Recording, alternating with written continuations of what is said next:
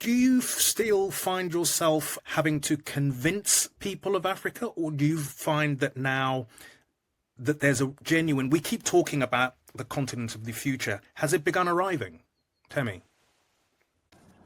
I feel I spend most of my time pitching the Africa story and really selling investors and potential collaborators and co-investors on the opportunity set on the continent.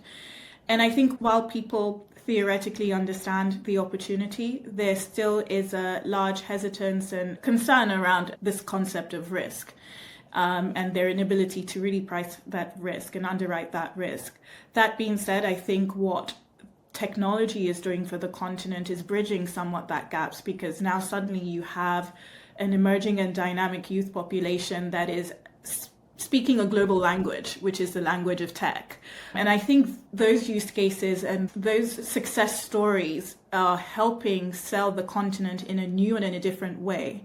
The second trend that I think is very important is our export of African culture and African storytelling through our music, our fashion, our movies, with Nollywood starting to rival the Bollywoods and Hollywoods of this world, and increasing distribution through platforms like Netflix.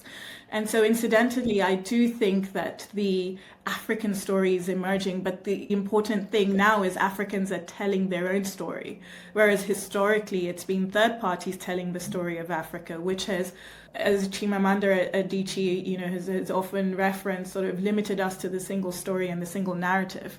And so I think that's probably one of the most exciting trends that we're seeing on the continent, the rise of African storytellers, be it through music, cultural exchange, and increasingly capital going into these sectors, where historically capital has gone into the traditional sectors that we've spoken about, be it natural resources, critical minerals and infrastructure. What's happening with capital going into Africa's talent population will further drive and catalyze the opportunity set for investors in a way that we haven't seen in the past.